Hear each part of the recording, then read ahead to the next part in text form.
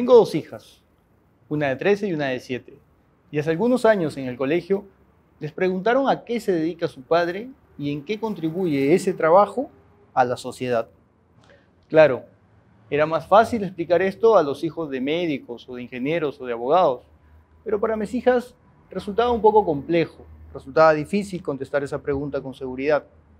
Probablemente les dije algo para que salgan del paso, para que no las presionen más, pero la pregunta de ¿en qué contribuye mi trabajo a la sociedad? Me quedó rondando en la cabeza hasta hoy.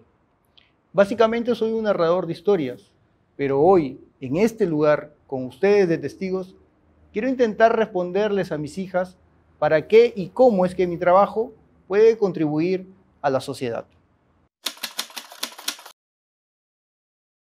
Si hay algo que a los humanos nos diferencia de las otras especies vivas en este planeta, es nuestra capacidad de crear, de contar, pero sobre todo de consumir historias. Literalmente tragamos historias todos los días, a cada momento, en todo lugar. Yo me atrevería a decir que no somos carne y hueso, somos una historia. No podemos vivir sin ella. Y ahora mismo están ustedes aquí, atentos, dedicándome algunos minutos de su vida y de su día y esperando encontrar nada menos que una historia. ¿Cómo explicamos esa necesidad tan humana? Antes de intentar responder esa pregunta, me presento. Soy Dani Tsukamoto, tengo 41 años y desde hace 18 me gano la vida contando historias.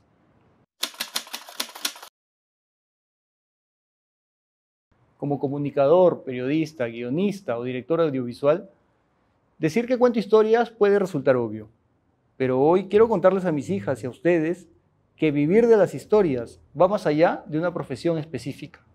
Absolutamente todos vivimos contando o consumiendo historias, desde siempre, desde el principio de la humanidad.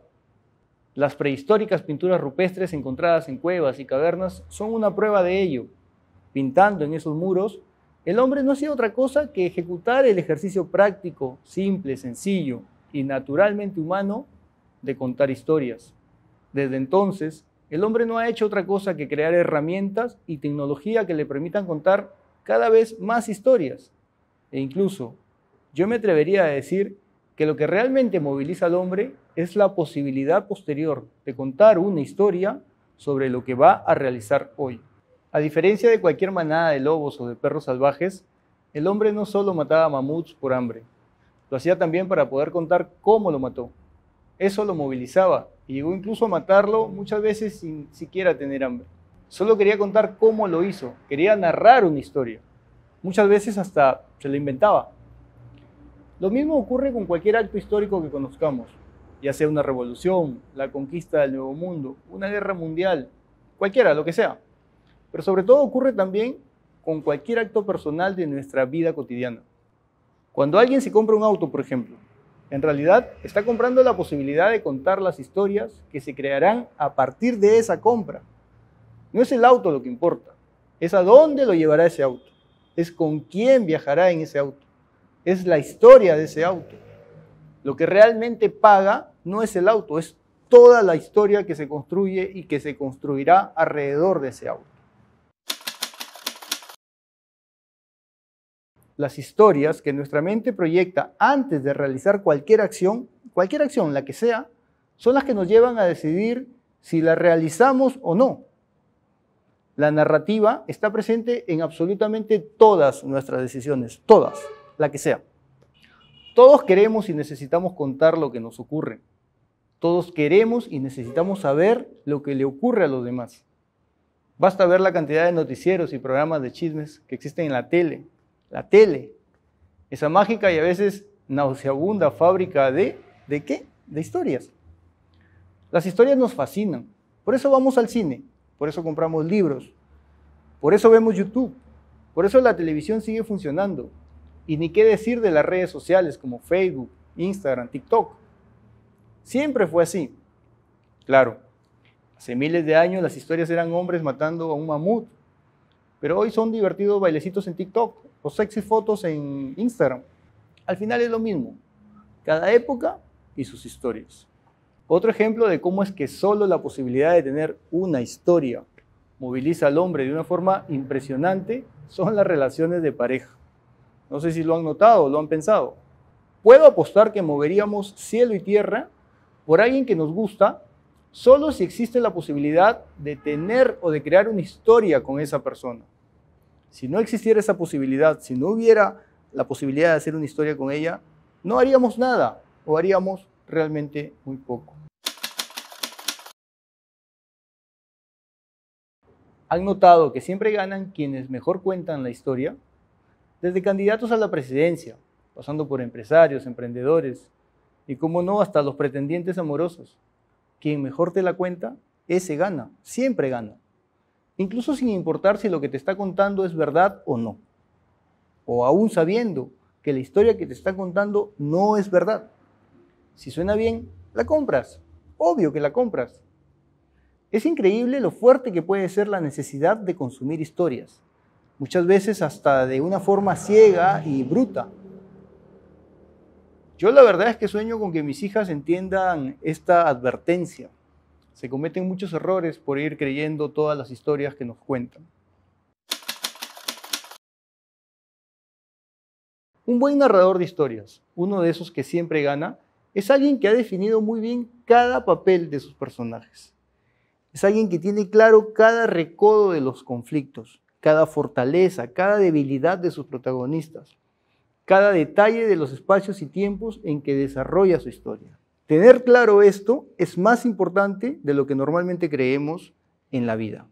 En mi trabajo como narrador y en mi vida misma, y estoy seguro que también en la de ustedes, sin importar el oficio al que se dediquen, una buena historia, de esas que se quedan en nuestra mente por mucho tiempo, es aquella que muestra a sus protagonistas superando la mayor cantidad de obstáculos que hay entre ellos y el objetivo que quieren conseguir. Mientras más obstáculos superados, la historia será mejor, siempre será mejor. En serio que anhelo que Micaela y Catalina, mis hijas, aprendan lo más pronto posible esto, lo aprendan bien. Me encantaría que sepan que una buena historia mueve al mundo, literalmente. Que los grandes líderes son los que nos han contado grandes historias. Desde Gandhi hasta Hitler, desde el Che Guevara hasta Pachacútec, no sé, desde García Márquez hasta Cristo. Y aunque a algunos les joda, les molesta, desde John Lennon hasta Bad Bunny. Me encantaría que mis hijas aprendan que el liderazgo de estos personajes se basa principalmente o en gran medida en su gran capacidad narrativa. Y me encantaría que entiendan que este tema de las historias va mucho más allá, muchísimo más allá, al punto que el mismísimo Dios tuvo que arreglárselas creando y contando historias para convencernos de su existencia. ¿No es acaso la Biblia el compendio de historias más grande que conocemos? Hasta Dios echó mano de ellas.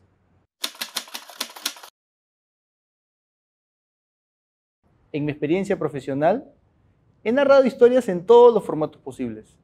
He sido redactor en diarios, editor en páginas web, reportero de televisión, camarógrafo, fotógrafo, guionista, productor radial, videasta, en fin.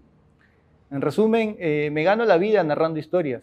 Y si hay una idea respecto a mi oficio con la que quisiera que mis hijas se queden, es que todos, absolutamente todos, tenemos una buena historia que contar si queremos. Mi experiencia y mi vida me ha enseñado que hay una estructura básica de historia que siempre funciona.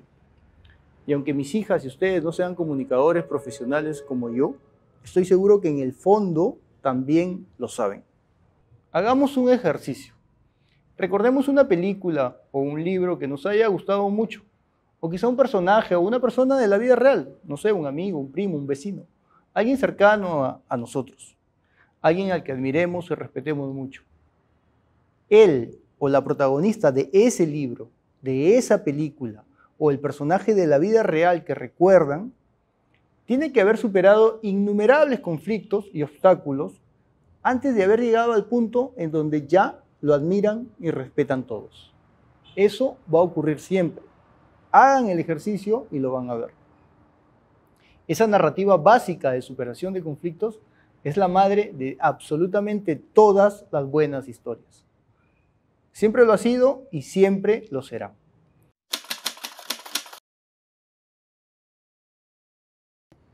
Otro punto importante que quisiera que Mica y Cata entiendan de mi trabajo y de la vida es que todos contamos nuestra historia en todo momento, que todos somos narradores por naturaleza. Pero también quisiera que sepan que nuestras historias no las comenzamos nosotros mismos. No podemos hacerlo. De hecho, llegamos a nuestra historia con uno o más capítulos ya cerrados, a veces por nuestros padres, otras veces por nuestro entorno o por las circunstancias que rodean nuestra existencia. Ese pasado no lo podemos cambiar. Yo no pude cambiar el lugar donde nací, por ejemplo, ni los padres que tengo. No es que quiera hacerlos, pero en algún momento a uno le pasan esas cosas por la cabeza, sobre todo cuando es adolescente. Yo no pude cambiar el haber sido un niño malísimo jugando al fútbol.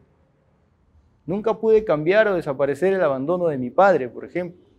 Tampoco puedo borrar esos capítulos en los que me faltaba estudios, ropa, juguetes o hasta comida. No se puede. No se puede cambiar el haber nacido mujer, no sé, huérfano, musulmán, pobre o sin brazos. No puedes cambiar ese inicio. Eso hay que tenerlo claro siempre. No podrás hacerlo nunca. Pero eso no debe impedir que tú mismo escribas los siguientes capítulos de tu historia, los siguientes capítulos de tu vida. Probablemente mis hijas no lo sepan hoy, pero el mundo siempre está esperando una buena historia, siempre está buscando una gran historia, y ellas deben procurar que esa historia sea la suya. Ojalá puedan entender eso.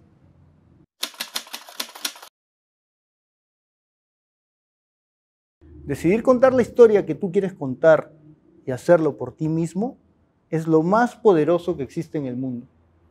Es lo más genial que existe en el mundo.